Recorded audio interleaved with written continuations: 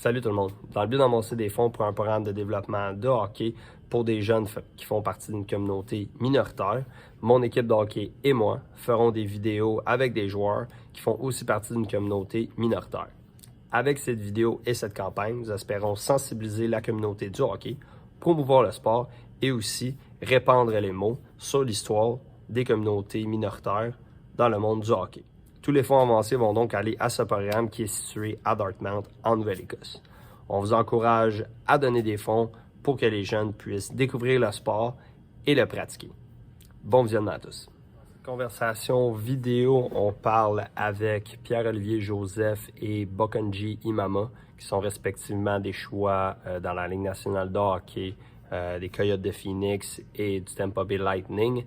Donc, dans cette discussion, on vient vraiment parcourir différents aspects socio-économiques. Aussi, on vient faire référence à leur carrière, donc les challenges qu'ils ont eus au courant de leur cheminement dans leur sport. Je vais être aussi accompagné avec mon coéquipier Antoine Dufault-Plante durant cette entrevue. Tu te pointes à un tournoi, puis tu sais, à la place qu'admettons, t'es excité, admettons, d'être dans un tournoi, puis tu sais, de jouer au hockey, puis avoir du fun, ben tu sais, t'es stressé, genre, au fait que tu veux pas te sentir,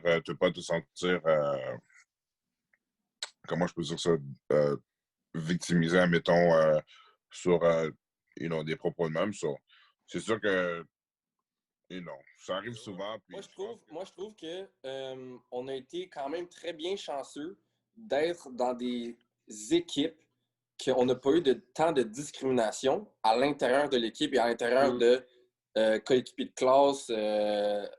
Parce que nous autres, c'est vraiment quand on était école et hockey qui était vraiment bien reliés. Fait à l'intérieur de ce programme-là, j'ai trouvé qu'on n'a jamais eu vraiment de la difficulté à s'introduire parce que, tu sais, à cause de nos personnalités, tu sais, outgoing, souriant, positif, je pense que tout le monde a aimé la personnalité qu'on est. Mais je pense que la plus grosse difficulté, c'est d'accepter des autres équipes. Je pense que c'est plus les commentaires des autres équipes qu'eux, ils n'ont pas nécessairement de joueurs de différentes couleurs ou de background différents, que c'est eux qui font en sorte qu'ils essaient de nous sortir du sport qu'on veut jouer puis qu'on veut rendre au prochain niveau. Je parle l'exemple de Buck à Chicoutimi, il se fait lancer des scènes par les partisans. J'ai joué à Bécomo, puis il y avait des fans qui me faisaient un signe de singe dans les estrades quand je venais de gagner la game. C'est ce genre de choses-là qui fait en sorte que on se lève le matin et on va dans une game, comme Buck dit, on va dans un tournoi, mais on veut pas que ce genre de choses arrive. Fait que tu te dis, est-ce que je veux continuer à jouer? Fait que je pense que ça, c'est le plus gros challenge qu'on a eu, de juste prouver aux autres qu'on mérite puis qu'on doit être là.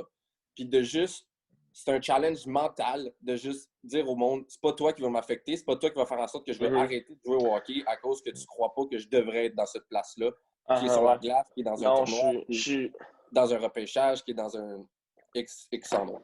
Je suis vraiment d'accord avec toi, puis je vais en rajouter, là, parce que moi, tu sais, grandissant avec Boko, puis j'ai joué avec Boko, mon mineur, là, puis c'était la première fois que j'avais fait face à ça, là, ce fléau-là. Là. Genre, parce que, tu sais, moi, Boko, je le connais depuis longtemps, puis, tu sais, on a joué ensemble, on était jeunes, puis je te dis, c'est vraiment comme il a dit, quand j'arrivais dans les tournois, tu sais, Boko, il était déjà à son âge développé, puis il était super bon au hockey, puis, tu sais, quand le plaquage a commencé, je me rappelle, il frappait fort, puis je me rappelle toutes les équipes, à chaque fois qu'on jouait Challenge Buck. Puis c'était à Mané, c'était Buck qui était trop fort. Fait que là, bon, il se mettait à la place d'aller genre jouer au hockey ou d'aller intense sur Boko ou mettre la game top. Bon, ben là, il commençait à faire des commentaires, ou genre des trucs déplacés. Puis là, c'est là que ça venait comme que ça allait trop loin. Je me rappelle, puis Buck, le père à Buck, il disait tout le temps, regarde, je sais que c'est pas facile, puis tout, puis je sais que, genre, ça glace, le moment, t'es intense, c'est tough, mais comme, t'es différent des autres, oui, mais genre, ça va arriver, puis là, genre, là, faut juste que tu sois capable de, genre, get your shit together, comme on dit, puis genre, step up ta game, puis laisser les faire, tu sais. Je me rappelle de ça, puis c'est arrivé souvent, là, quand je jouais avec Buck, il y a eu des événements de même, puis c'était comme, ça n'a pas de sens, là. Ouais, je suis totalement d'accord. C'est tellement plus c'est tellement pas Ouais. plus, je dirais. C'est tellement mental. Tu sais, c'est comme la violence verbale qu'on se fait dire au lieu Mhm. d'avoir la violence physique dans le monde du sport. Je pense que c'est juste ça, ben, une des raisons qui fait en sorte que c'est difficile, mettons, pour certaines personnes de dire je veux continuer, je veux me développer, je veux atteindre le prochain niveau. Puis c'est sûr que quand il y a des places qui sont moins fortunates, ils se disent bon, là, ça sert à rien de me rendre là, j'ai moins d'argent, ça coûte cher, j'ai peut-être pas autant de talent que lui. Fait que, c'est ça qui est vraiment difficile. Là. Mhm. Yeah. Puis, boys, real quick, moi, je pense que tu sais, ce qu'on vient de dire, ça en dit beaucoup. You know, pour les jeunes, là, tu sais, souvent, moi, je pense qu'à la fin de la journée, oui, ça arrive, etc., mais tu sais, ça arrive souvent quand que tu fais face à de l'opposition. Fait est-ce que tu peux vraiment appeler ça une attaque personnelle? I mean, je sais pas vraiment, parce que moi, la plupart des incidents que j'ai eus, je sais que si j'étais dans la même équipe que cette personne-là, sûrement que cette personne-là m'aurait aimé sur différents termes. Il m'aurait Exactement, tellement ouais. aimé personnellement que un incident comme ça ne serait jamais arrivé. Au Exactement. contraire, il m'aurait même défendu même un incident comme ça. Mhm. Sinon, je pense aussi que puis ça, j'ai une chance que mon père, il me l'a dit ça jeune. Ça, c'est important que ce soit un message qui soit lancé. Nous, là, la manière que nous, on peut fixer ça, mettons, c'est pour tout le monde, mais là, je dis moi puis PO, là, mais c'est ça. C'est comment qu'on peut améliorer l'opposition comme ça. Je pense que c'est juste tout le monde qui doit apprendre ça. You know? Je suis totalement d'accord. Puis il y a aussi le fait que si tu n'étais pas une personne qui le voyait menaçant sur la glace en tant qu'un adversaire, je pense que les commentaires se feraient moins passer, tu comprends? Si tu étais le petit gêné qui disait rien, qui jouait pas, qui était tout le temps sur le banc, qui n'était pas peur qu'il fasse un but contre ton équipe, je pense pas que c'est lui que tu vas attaquer, tu comprends? C'est que si c'est le gars qui est sa première ligne, qui est plus gros que tout le monde, qui est plus rapide que tout le monde, que tu vois qu'il y a une coche sur les autres, qui va scorer peut-être le but en overtime, ou qui va faire une différence dans une game, là, tu dis, ben là, je vais l'attaquer, comme ça va jouer dans sa tête. C'est ça aussi qui est décevant. Ouais, vraiment, mais j'ai vraiment vu que Boko, comment il avait géré ça quand il était jeune. J'avais vraiment trouvé ça comme. C'était vraiment super comment il avait fait ça. Puis il avait mis son pied à terre souvent. Puis je me rappelle, dans la communauté mineure de hockey au Québec, là, il était connu dans le sens qu'il n'y avait plus personne qui allait après, là, tu sais. Après ces incidents-là, puis après comment il a réagi, puis comment, tu sais, entourant tout ça, il avait bien réagi, puis après ça, tu sais, ça allait, tu sais, de moins en moins, tu sais. Le monde le connaissait, puis... Je trouve un peu aussi, un peu qu'est-ce que Poj puis Boko vous dites, c'est que des fois, qu'est-ce qui arrive, c'est quand la compétition arrive, les autres joueurs de l'autre équipe, ils se donnent un accord, ou je dirais, ils disent une opportunité de dire ces choses-là. À cause que vous êtes en compétition, il faudrait vraiment pas que ça ait lieu. C'est vraiment la compétition, c'est ça, c'est vraiment la compétition qui fait en sorte que eux, de leur côté, ils vont dire « Ah, c'est correct, on est en compétition de dire ces propos-là. » Parce que comme Buck t'a dit, si tu serais dans la même équipe que lui, il n'aurait pas réagi comme ça. Fait que dans un sens, c'est le sens de la compétition, aussitôt qu'elle arrive, le joueur se donne le droit de te parler comme ça ou de te manquer de respect. 100%, je suis totalement d'accord. Puis je me rappelle une histoire, j'étais à Boucherville, puis le gars, il me l'avait dit, c'était le marqueur. Il dit, le marqueur, t'es autant d'un bord que de l'autre. Puis lui, il était favoritiste pour leur équipe. Puis là, il avait dit quelque chose, sauf qu'après la game, là, il réfléchit, on est à l'extérieur de la game est terminée. Puis là, c'est pas ça que je voulais dire, je suis désolé. Mais tu sais, dans un autre contexte, il l'aurait pas dit. On n'aurait pas juste marché de ce bord de la rue, puis il me l'aurait dit, tu comprends? Fait que je suis totalement d'accord avec LP qui dit... C'est ça, je comprends ça.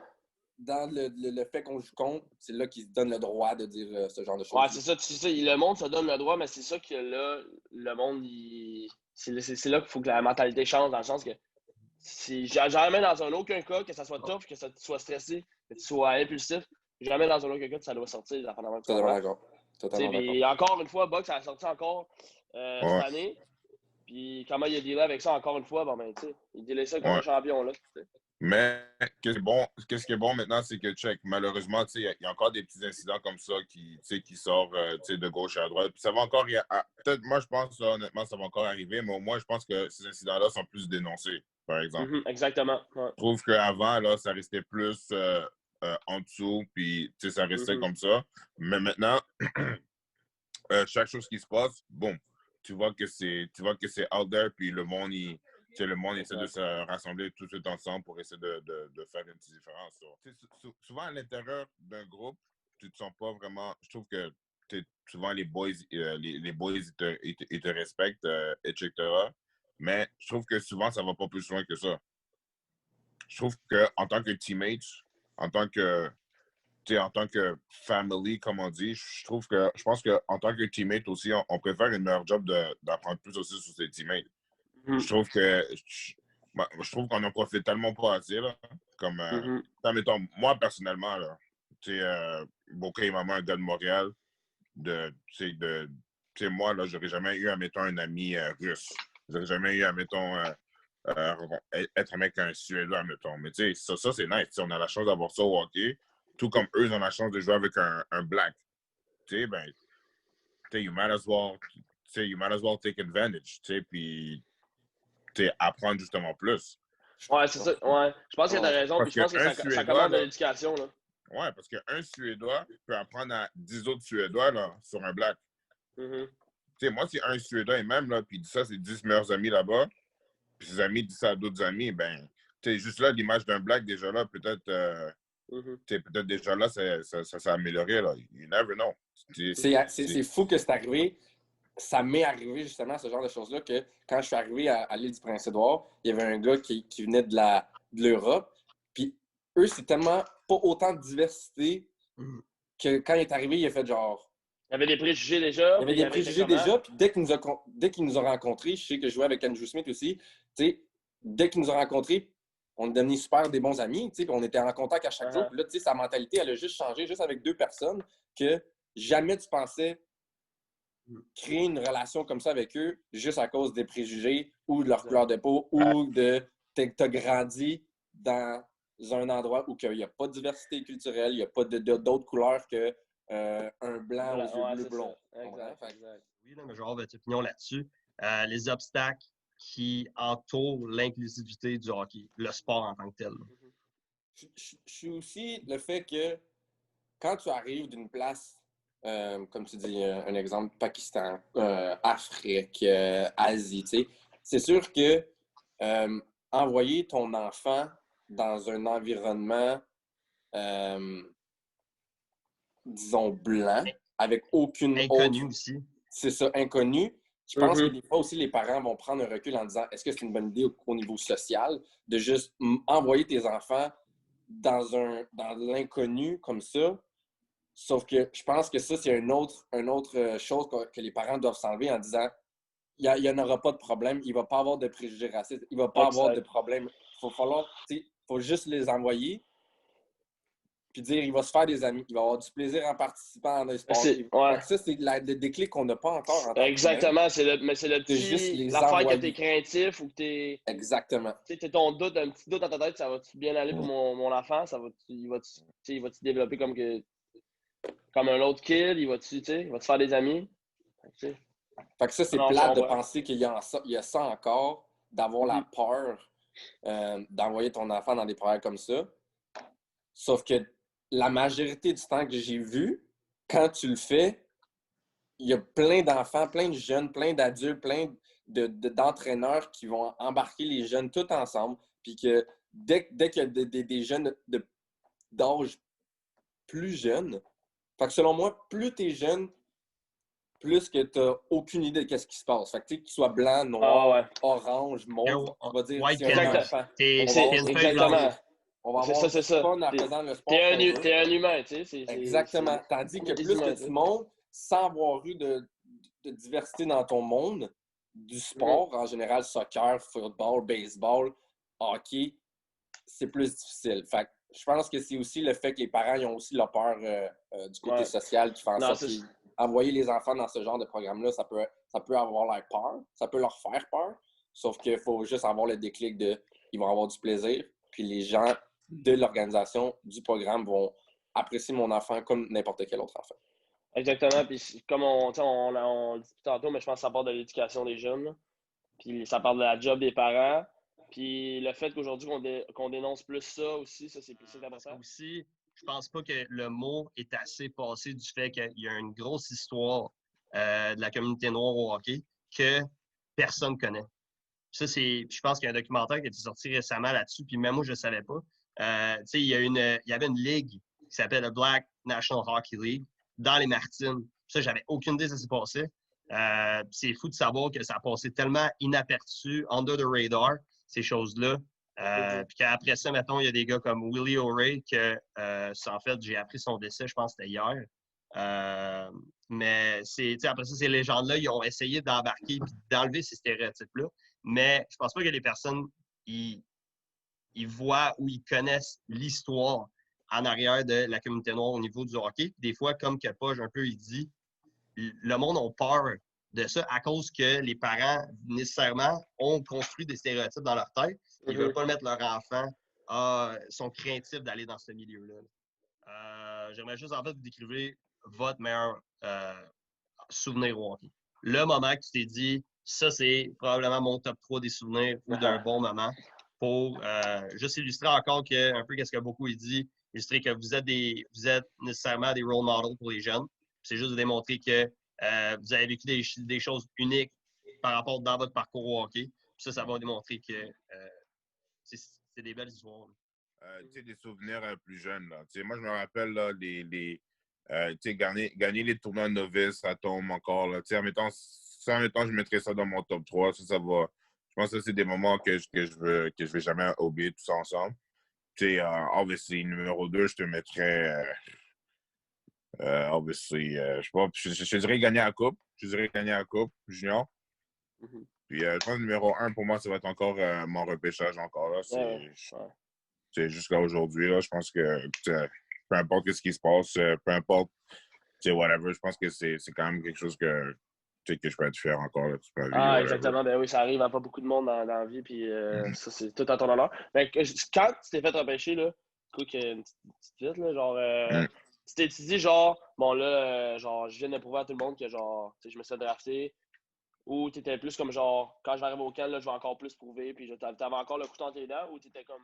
C'est une bonne question parce que j'avais un petit peu des deux feelings parce que moi, je me suis pas fait drafter mon année de draft.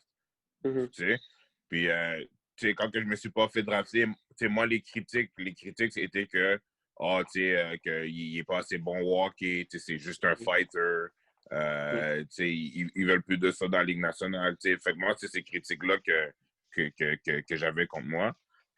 Oui, genre, je voulais un petit peu montrer que comme, j'étais capable de jouer au hockey et vraiment me faire drafter. Genre, oui, j'avais genre ce hunger dans moi, mais en même temps, j'étais un late pick. Fait que j'étais là, OK, j'étais genre quasiment en 7e ronde. 6e ronde, late 6e ronde, mais j'étais comme, OK, je vais arriver là au camp, là, il faut que je sois au moins meilleur que le 5e ronde. Là, je me suis dit, je me donnais genre au moins un petit objectif comme ça année après année.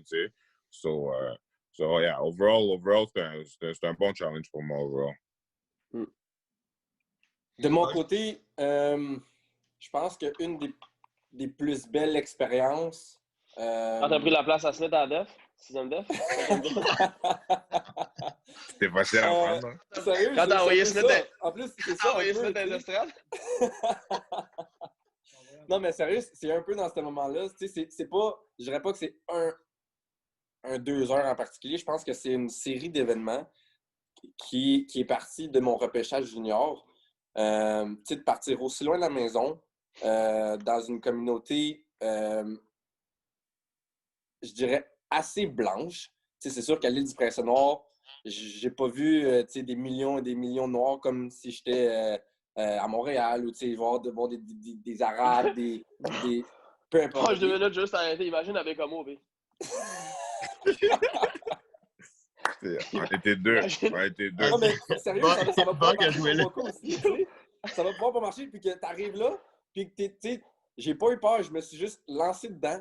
Puis ça a été la meilleure expérience de ma vie, le junior, de juste être loin, me faire accepter par mes coéquipiers, par les fans, de là-bas qui ont connu, qui ont commencé à me connaître, qui ont voulu me connaître, qui me voyaient après les games, qui me voyaient sur la glace, qui m'encourageaient. Puis tu sais, beaucoup, il y a la même affaire quand il est allé à Bécomo, les fans, c'est devenu un fan favorite, dans le sens que le monde l'aimait, le monde voulait parler à beaucoup, le reconnaissait à l'épicerie. Fait que ça, juste me lancer là-dedans, c'était une des expériences les meilleures que j'ai vécues dans ma vie.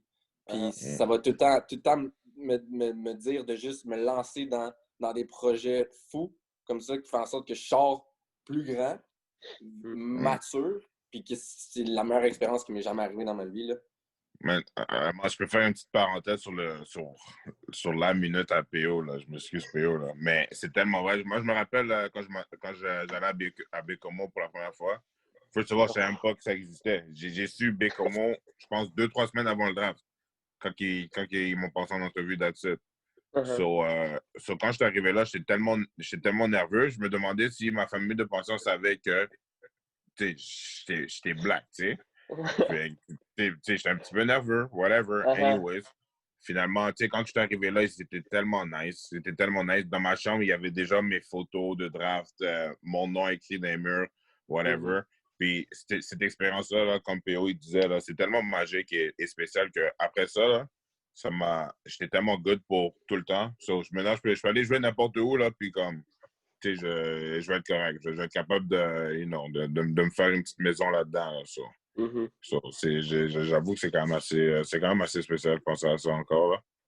Ouais, je suis d'accord. Puis comme Buck il dit après ça, c'est sûr que le repêchage de la Ligue nationale, c'est une étape importante dans ta vie. Puis je pense que j'ai vécu aussi mon frère qui s'est fait repêcher. J'ai vécu beaucoup qu'on se connaissait déjà. Fait c'est tout le temps une étape que tu veux te rendre, tu sais.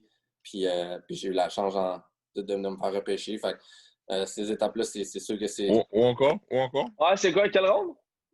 Hein? Première ronde? Ah? First round, Non, mais okay, non, mais tu sais, j'ai eu la chance d'avoir une expérience de draft inoubliable, tu sais, comme tout le monde, mais c'est sûr que, comme Doof, il l'a dit tantôt, je pense que c'est une étape, puis tu dis juste, j'ai prouvé au monde que je me suis rendu là. Là, on recommence à zéro, là, on recommence, on s'en va au camp. Puis tu sais, c'est tout le temps comme ça. C'est tout le temps, on profite du moment, après ça, on recommence à zéro, puis on fait juste encore prouver à tout le monde qu'on est capable de se prendre dans cette place. Pour vrai, c'est tellement fou, là. Vous deux, Poche puis Boko, dans ce sens-là, vous avez prouvé du monde wrong toute votre vie. Tu sais, puis PO, pour vrai, moi, quand je l'ai connu quand je m'entraînais à Candiac avec Matt. Puis j'ai connu PO, genre, mettons, tu sais, il avait 14-15 ans. Tu sais, je le voyais grand, lanky, meg. J'étais genre, tu sais, ce gars-là, il... C'est pas bon. Ouais, tout le monde me disait, tous les gars, genre, mettons, recruteurs, ou genre, mettons, les coachs me disaient, tu vois, genre, il va être vraiment bon, tout. Tu sais, j'ai remarqué ça glace avec lui, j'étais genre, non, c'est impossible. Puis là, je le vois aujourd'hui, le hard work qu'il a fait, tout, tu sais, tout mis en place pour tous les efforts qu'il a mis. Genre, je l'ai vu jouer l'autre jour, puis comme, j'étais comme, OK, il a vraiment changé, puis il a vraiment dominé, puis tu sais, il m'a même prouvé wrong à moi, genre, tu sais, quand je l'ai vu, j'ai genre fait, impossible. Comment tu t'es développé, c'est fou. Puis même chose pour Boko. Tu sais, Bok, quand tu es arrivé junior, je me rappelle, tu te battais. Puis moi, je te connaissais un peu plus offensif quand je jouais avec toi quand tu étais jeune. Puis là, ta première année, deuxième année, tu sais, 16-17, c'était plus genre tu te battais, tu étais hard. Puis j'étais comme, tu sais, Bok, as-tu perdu sa game ou genre, tu sais, es-tu moins offensif ou tu sais, c'est-tu genre 18, 19, 20, boum, boum, boum, là, tu as commencé à décaler. Puis encore l'année passée, je pense que c'était une bonne saison dans le A. Tu sais, j'étais comme, OK, ce gars-là, il arrête pas de prouver wrong tout le monde. L'un des lancers que j'avais le plus peur. C'était pas. Je voulais pas que tu mien, shot. t'as pas Je voulais peur pas. C'était le lancer. Je l'ai jamais dit, mais je voulais pas que tu lances. Je le souhaitais pas. Mais pour wrap up ça, je voulais juste dire que, tu sais, même, tu sais, moi, puis je pense que c'est tout le monde, vous avez prouvé tout le monde que j'étais comme non, ça n'a pas rapport, je vais mettre les efforts, puis inquiète pas, je vais me rendre où c'est que je vais me rendre, tu comprends? Fait que ça, c'est malade, là. Thanks, my guy. Yeah, I appreciate that. Non, boy, c'est nice. C'est bon que c'est un bon projet que vous faites, man. J'espère que les jeunes aussi vont pouvoir en bénéficier aussi. Puis, c'est un good job aussi à vous, là. Puis, check pour moi. Puis, je suis aussi pour PO, là. C'est un plaisir de faire ça avec vous, là. Non, c'est nice que vous avez fait ça avec nous autres, que vous avez accepté parce que vous êtes des gros noms de hockey au Québec dans la population noire. Je pense que le monde, les jeunes noirs look up to you. Ça va juste leur faire plaisir que vous avez fait ça et vous avez pris le temps dans votre journée de faire ça. Fait que c'est nice. Tant que c'est boys. Ouais, merci de nous avoir eu, boys.